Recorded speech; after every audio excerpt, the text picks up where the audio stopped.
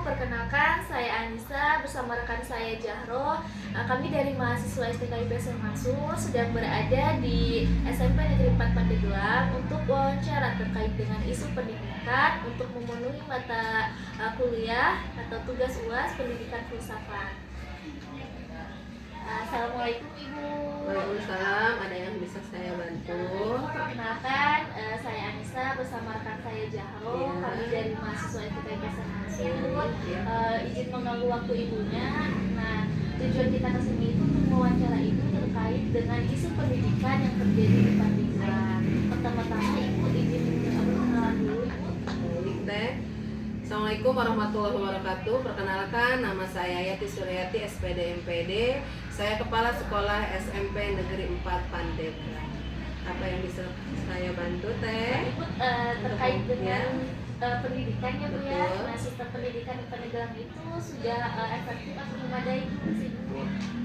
Menurut Ibu bagaimana? Terkait pendidikan di Kabupaten Pandeglang, saat ini kita akan menggunakan perpaduan kurikulum ke-13 dan kurikulum merdeka yang berfokus pada pembelajaran mendalam, gitu ya. Apakah tadi pertanyaannya apa tadi, memadai? Apakah tentang sarana prasarana untuk mendukung hal tersebut? Tadi kalau berbicara memadai tidak memadai, yang jelas kami berusaha untuk menuju ke yang hal tersebut. Di antaranya di SMP Negeri 4 Pandeglang, kita berusaha untuk memperbaiki sarana prasarana yang menunjang tentang pembelajaran. Bukan hanya sarana prasarana, tapi juga kualitas kompetensi para gurunya, seperti itu. Baik Ibu, terkait dengan kurikulum merdeka, apalagi tadi ada pembelajaran mendalam ya Bu ya, apakah guru itu sudah beradaptasi Bu ya, apalagi kan dari ke-13 gitu, itu kan butuh apa ya, butuh waktu gitu untuk beradaptasi pergantian kurikulum tersebut, itu bagaimana Ibu? Itu tentunya pasti ya, setiap yang baru siapapun pasti harus ada adaptasi. Begitu juga pendidik dan tenaga kependidikan. Pemerintah pun pasti memfasilitasi hal tersebut ketika ada perubahan antara kurikulum ke-13, kemudian kurikulum merdeka, dan kemudian memadukan kurikulum tersebut menjadi pembelajaran mendalam. Ya, ini memerlukan adaptasi yang lumayan ya. Oleh karena itu pemerintah memfasilitasi dengan memberikan pelatihan gitu. Apakah baik berupa luring langsung atau daring, misalnya melalui webinar gitu ya, secara online dan lain sebagainya. Nah, kami di sini di SMP Negeri 4 Pandeglang selalu berusaha mengirimkan para guru-guru untuk mengikuti pelatihan-pelatihan tersebut agar bisa beradaptasi dengan pembelajaran yang terjadi. Terkait dengan kurikulum, apakah sudah penerapannya itu sudah efektif dalam pembelajaran terkait dengan numerisasi atau literasinya? Untuk literasi dan numerasi kami berusaha, karena dilihat dari rapot pendidikan juga teh. Setiap rapot sekolah itu kan berbeda-beda. Kebetulan di sini alhamdulillah rapot kami sangat baik dari segi literasi numerasi, tapi itu pun kami akan selalu menaikkan gitu ya, agar lebih baik lagi dengan cara tadi pelatihan guru, baik misalnya di sekolah dengan mengadakan IHT tentang kemampuan kompetensi guru. Seperti kemarin kita mengadakan in-house training tentang peningkatan kompetensi guru dalam hal literasi dan numerasi. Seperti itu. Berarti sudah efektif ya Bu? Insya Allah kita berusaha untuk itu gitu. Terus bagaimana sih Bu kesiapan guru dalam perubahan zaman? Tapi sekarang zaman teknologi ya, terus ada juga yang namanya AI. Nah, itu bagaimana kesiapan guru dalam menerapkan itu dalam pembelajaran? Baik, siap tidak siap, guru harus siap. Apalagi sekarang zamannya zaman digital, teknologi gitu ya. Nah, ini diantaranya tadi pembelajaran coding misalnya. Kemudian juga pemanfaatan tadi AI gitu ya. kemudian kita juga oleh pemerintah sudah difasilitasi pembelajaran interaktif, itu layar interaktif yang disebut IEP. Itu di sini di sekolah misalnya dibagi waktu, dijadwal, karena baru satu yang diberikannya. Itu diatur jadwalnya per mapel, misalnya mapel ini hari apa. Selain itu juga kami menggunakan fasilitas seperti misalnya infocus gitu ya, laptop atau komputer yang kita miliki. Oke, berarti terkait dengan sarana dan prasarana itu untuk teknologi sudah ya Bu ya, sudah di Alhamdulillah kita di sini seperti misalnya jaringan internet, wifi sudah alhamdulillah dari depan sampai belakang kelas sudah memadai. Kemudian komputer walaupun memang terbatas dibanding dengan jumlah siswa ya, kita baru mempunyai jumlah komputer itu 17 unit di lab komputer ya. Tapi kan tiap guru memiliki masing-masing laptopnya. Kemudian ruang TU juga sudah diadakan dan lain sebagainya. Jadi untuk teknologi kita sudah mendekati seperti itu. Tapi tetap kita akan memperbaiki lagi untuk melengkapi fasilitas teknologi yang berkaitan dengan pembelajaran. terkait dengan kesenjangan sosial yang juga terkait dengan pendidikan, masih banyaknya perbedaan gitu antara sekolah pedalaman dengan perkotaan terkait dengan fasilitas yang tadi ya Bu ya. Nah, itu tanggapan Ibu seperti apa? Kalau kesenjangan pasti ada setiap daerah, karena ada daerah yang tertinggal, ada daerah yang memang di perkotaan yang aksesnya serba cepat gitu ya, baik dari sarana jalannya yang mulus gitu, yang baik, atau di daerah yang jalannya juga rusak, itu juga kan berakibat juga ya, berefek juga terhadap pendidikan. Jadi kesenjangan itu pasti ada tadi dari segi jaringan juga ya, antara satu daerah dengan daerah yang lain pasti ada. Tapi alhamdulillah untuk SMP Negeri 4 Pandeglang karena berada di pusat kota, untuk kendala-kendala seperti itu alhamdulillah bisa teratasi. Tadi diantaranya wifi berjalan lancar, cepat, kemudian juga akses jalan kita di dekat jalan umum gitu. Jadi siswa juga tidak dari segi ketepatan datang pun alhamdulillah jam 7 gerbang sudah ditutup gitu, sudah ditutup. Jadi untuk sarana prasarana itu alhamdulillah untuk kami sudah baik ya. Tapi kalau dengan daerah-daerah lain mungkin yang tertinggal ya berbeda gitu ya. Mohon maaf Ibu, misalkan Ibu ada di situasi misalkan bertugas gitu di sekolah pedalaman, apa yang Ibu akan lakukan gitu, meningkatkan kualitas pendidikan? Alhamdulillah sebetulnya sebelum saya kesini, sebelum saya bertugas di SMP Negeri 4 Pandeglang ini, saya pernah bertugas di SMP 3 Banjar, yang memang aksesnya luar biasa, gimana ya, jalan juga masih dibilang jelek gitu ya, angkot juga tidak ada ke sana, kemudian ojek pun tidak ada gitu ya, kemudian dari sekolah ke pemukiman penduduk juga agak jauh. Pertama saya tugas ke sana, kamar mandi pun kita tidak punya, lapangan tidak punya, pagar tidak punya, jadi dianggap sekolah tapi seperti sekolah-sekolahan. Nah, alhamdulillah saya bersama tim di sini adalah guru, komite, orang tua menjalin kerjasama yang baik. Selain itu juga saya menghubungi teman-teman saya tadi ya yang dianggap lebih mampu gitu untuk memberikan sumbangan atau donasi untuk pendidikan. Kemudian dengan alumni di sana memang masih terbatas ya. Kemudian dengan pihak terkait yaitu dengan Dinas Pendidikan Kabupaten Pandeglang dan dengan pemerintahan Kabupaten Pandeglang. Alhamdulillah bantuan tadi dengan komunikasi yang lancar mulai berdatangan. Sekarang di SMP Negeri 3 Banjar dulu akses wifi-nya tidak ada. Kita sampai ikut ANBK itu ke sekolah yang lain pakai close box gitu yang mengangkut siswa. Tapi alhamdulillah sekarang wifi di sana sudah ada. Kemudian juga kamar mandi di sana sudah ada 7 gitu ya, dengan tadi berkat kerjasama dengan berbagai pihak. Yang penting seorang pemimpin dan guru di situ ya harus mempererat kerjasama dengan pihak-pihak yang lain. Sudah pagar pun sudah punya ya, lapangan juga sudah, anak-anak untuk aktivitas volleyball dan lain sebagainya alhamdulillah sekarang sudah lebih baik gitu. Jadi untuk misalnya di daerah yang terpencil ya bagaimana kita mensiasati hal tersebut begitu. Intinya komunikasi saja yang dibuka begitu.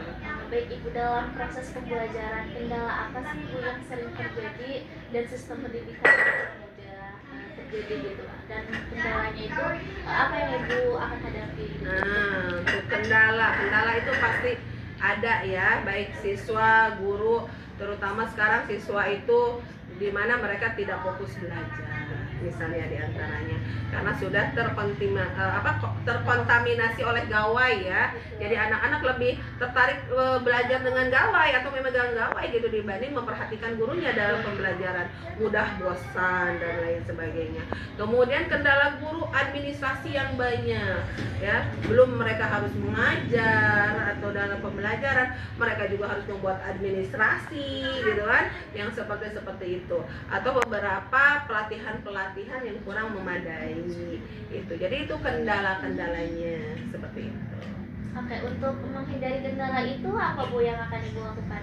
Alhamdulillah kemarin kita diantaranya SMP Negeri 4 Pandeglang, selain tadi saya sampaikan mengadakan IHT itu ya, kita juga merubah visi dan misi sekolah disesuaikan dengan perkembangan saat ini gitu ya. Visi sekolah kita itu Ini aja itu peran orang tua nanti Bu. Oke, itu terkait dengan kendala siswa ya Bu ya. Apakah ada peran orang tua gitu dalam menghadapi kendala tersebut, apalagi dalam proses pembelajarannya gitu. Banyak misalkan anak yang memang sudah terkombinasi dengan IA. Untuk menghadapi itu, apakah ada peran orang tua gitu? Bagaimana? peran orang tua harus ya, makanya oleh karena itu tadi kata ibu juga di sini adalah kuncinya komunikasi.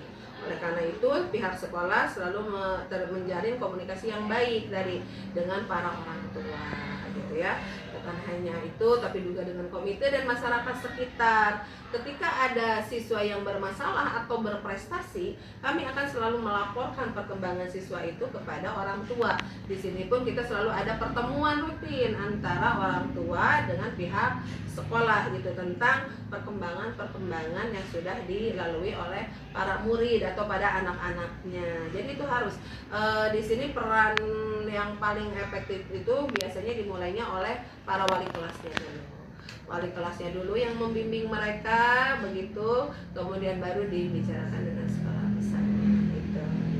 Menurut ibu, apakah kebijakan pendidikan saat ini sudah sesuai dengan kebutuhan pendidikan di Pandeglang?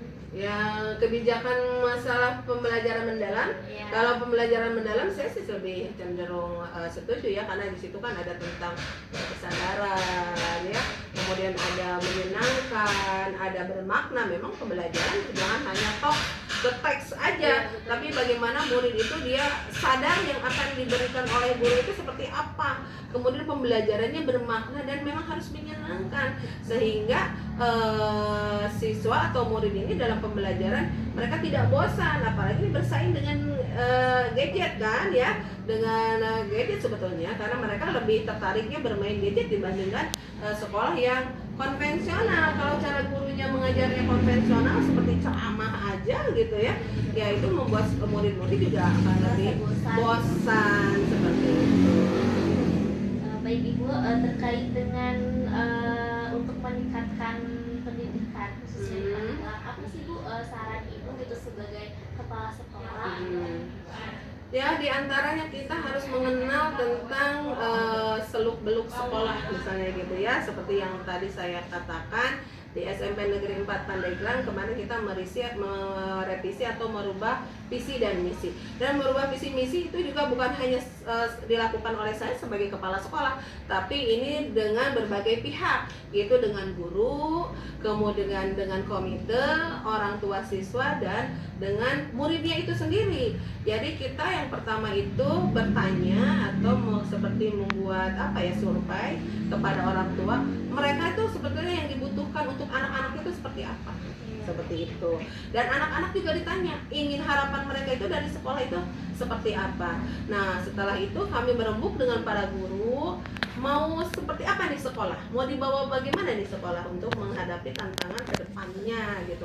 Oleh karena itu kemarin kita membuat visi misi yang terbaru itu mewujudkan generasi Agaspat, karena berharap anak-anak dari Agaspat itu, selain Agaspat itu memang jargon sekolah kita itu dari singkatan dari Aksi Gaya SMP 4 Pandeglang, itu di situ juga Agaspa itu memiliki makna agamis, religius. Kami berharap anak-anak punya jiwa-jiwa keimanan keagamaannya lebih tinggi. Kemudian punya rasa kegigihan, gigih di situ ya, dalam mereka belajar, memperjuangkan cita-citanya, masa depannya. Kemudian mereka adaptif di sini harus bisa menyesuaikan diri dengan lingkungannya, baik yang sekarang maupun yang kedepannya. Kemudian kita juga tadi itu santun ya, walaupun sekarang zamannya sudah zaman teknologi, zaman modern, tapi tata krama, etika tetap kita kedepankan. Kemudian peduli, kita harus, dan kami berharap itu siswa murid-murid di sini punya, bukan hanya murid, pokoknya tentang personil SMP punya kepedulian baik terhadap lingkungan gitu ya, sosial maupun alam sekitar, misalnya kebersihan ya, buang sampah pada tempatnya, kemudian sanitasinya, kamar mandinya begitu ya, seperti itu. Kemudian kita juga ada terampil, yang terakhir itu terampil, berharap anak-anak mempunyai keahlian tertentu baik dalam segi ekstrakurikuler maupun dalam akademik. Itu yang kami harapkan gitu dari murid-murid kami ke depannya. Oleh karena itu ini kita harus tetap menjalin komunikasi kerjasama yang baik dengan berbagai pihak tadi gitu ya, antara sekolah, orang tua siswa, komite, dan masyarakat sekitar, seperti itu. Dan juga dinas ya, itu pasti ya, dinas pendidikan, Disdipora, dan Kabupaten Pandeglang gitu. Baik Ibu, terima kasih. Satu pertanyaan lagi ya, terkait dengan pendidikan. Harapan Ibu untuk pendidikan di Pandeglang yaitu seperti apa? Harapan saya, karena memang pendidikan itu yang menentukan masa depan ya, saya harapannya itu pihak-pihak terkait juga lebih peduli dengan pendidikan yang ada. Kemudian sekarang sih memang sudah ada gratis gitu ya, pendidikan gratis sudah ada. Kemudian pemberian makan siang juga sudah direalisasikan. Harapannya lebih ini lagi ke sarana prasarana gitu. Kalau misalnya ada sekolah-sekolah atau kelas-kelas yang sudah mulai memang harus dirapihkan gitu atau dibangun, yang mudah-mudahan pihak dinas semakin cepat tanggap gitu untuk memberikan bantuan, karena anggaran itu kan terbatas, BOSP itu kan tidak hanya untuk sarpras tapi untuk hal-hal yang lain. Jadi harapan saya baik pemerintah Kabupaten Pandeglang ataupun di Disdipora itu memperhatikan sarana prasarana sekolah dengan baik, baik di daerah perkotaan atau mungkin di daerah yang tertinggal seperti itu. Malah harapan saya yang sekolah-sekolah kecil lebih diutamakan lagi. Iya, betul. Baik Ibu, terima kasih. Mungkin itu sedikit terkait dengan pendidikan ya. Menurut Ibu kita mungkin sudah cukup banyak banget. Ya, terima kasih ya Ibu. Sama-sama Teteh Nisa sama Teh Jaro, mudah-mudahan tugasnya berjalan baik, nilainya dapat nilai bagus ya gitu, dan mudah-mudahan ini ada manfaatnya untuk pendidikan kita di daerah kita ini. Terima kasih Ibu. Sama-sama. Assalamualaikum. Waalaikumsalam warahmatullahi wabarakatuh. Baik teman-teman, itu dia terkait dengan isu pendidikan yang terjadi di Pandeglang. Menurut pendapat Ibu Kepala Sekolah SMP Negeri 4 Pandeglang, Ibu Yanti Suryati, SMPD MPD. Saya Anissa bersama teman saya pamit undur diri. Terima kasih. Wassalamualaikum warahmatullahi wabarakatuh.